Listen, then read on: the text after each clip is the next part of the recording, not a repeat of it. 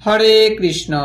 ভাদ্র মাসের শুক্লপক্ষের অষ্টমী তিথিতে সারা বিশ্বের প্রায় সকল স্থানে উদযাপিত হয় শ্রী শ্রী রাধা অষ্টমী ব্রত। গত দাপর লীলায় ভাদ্র মাসের অষ্টমী তিথিতে মধ্যাহ্নকালে অনুরাধা নক্ষত্রে বর্ষানারাবল গ্রামে শ্রীমতী রাধা ঠাকুরানী আবির্ভূত হন। শ্রী বিশ্বভানু মহারাজ এবং শ্রীমতী কীর্তিদা সুন্দরীর কন্যারূপে শ্রীমতী রাধারানী বিশ্বভানুপুর, যা বর্তমান ভারতের উত্তর প্রদেশে বর্ষানারাবল গ্রামে আবির্ভূত হন। তো এই বছর শ্রী শ্রী রাধা অষ্টমী ব্রত পালিত হবে 31শে আগস্ট 2025 রোজ রবিবার। তো চলুন রাধা অষ্টমী ব্রতের 9টি গুরুত্বপূর্ণ মাহাত্ম্য শ্রবণ করি।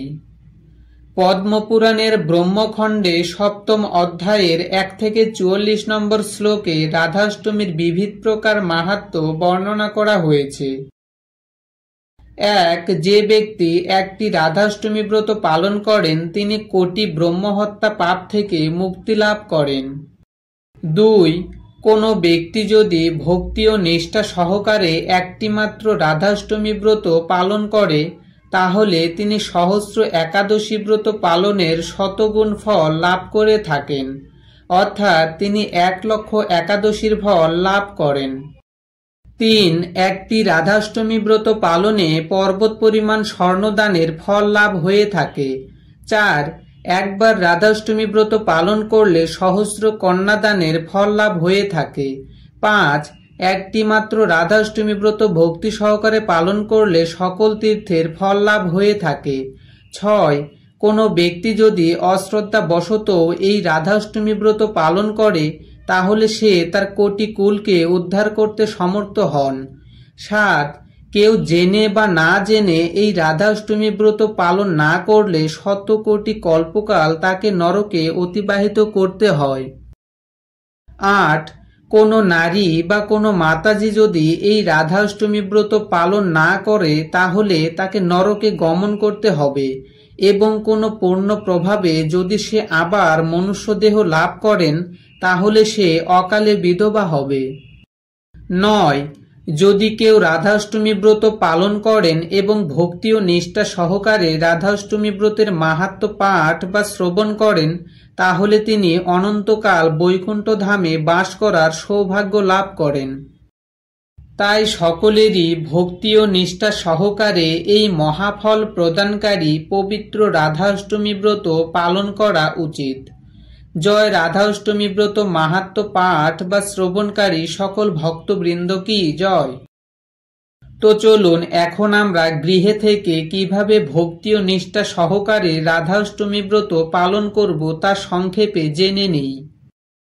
যেহেতু শ্রীমতী রাধারানী মধ্যাহ্নকালে আবির্ভূত হন তাই এই দিন দুপুর 12টা পর্যন্ত নির্জলা উপবাস ব্রত পালন করতে হয়। শুধু নির্জলা উপবাস থাকায় মুখ্য উদ্দেশ্য নয়, এই দিন সূর্যোদয়ের পূর্বে শয্যা ত্যাগ করে প্রাতঃস্নান করে শুচিশুদ্ধ বস্ত্র পরিধান করে শ্রী রাধা মাধবের মঙ্গল আরতি করবেন। বেশি করে হরিনাম জপ করবেন, কীর্তন করবেন, শ্রীমদ্ ভগবদ গীতা পাঠ করবেন এবং ভাগবত আদি বিভিন্ন শাস্ত্রগ্রন্থ পাঠ করবেন। এইভাবে এই বিশেষ দিনটি ভক্তি ও নিষ্ঠা সহকারে পালন করবেন এবং যাদের ঘরে রাধা মাধবের বিগ্রহ বা চিত্রপট আছে তারা দুপুর 12টায় পঞ্চামৃত তথা দুধ, দই, ঘি, মধু ও চিনি, বিভিন্ন ফলের জুস, ডাবের জল এবং বিশুদ্ধ বাড়িধারা দিয়ে রাধা মাধবের অভিষেক করাবেন, পুষ্প নিবেদন করবেন এবং এরপর বিভিন্ন প্রকার অন্ন ব্যঞ্জন ও পিঠা পায়েস রাধা মাধবকে নিবেদন করবেন এবং অনুষ্ঠানান্তে সেই মহাপ্রসাদ প্রীতি সহকারে গ্রহণ করবেন।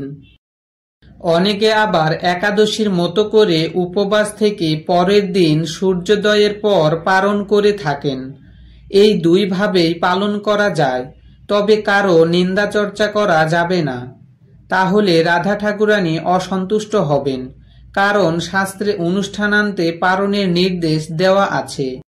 এবং যারা গৃহে অভিষেক করতে পারবেন না তারা নিকটস্থ কোনো মন্দিরে গিয়ে অভিষেকে অংশগ্রহণ করতে পারেন। এইভাবে ভক্তি ও নিষ্ঠা সহকারে সকলেই শ্রী রাধাষ্টমী ব্রত পালন করবেন। হরে কৃষ্ণ।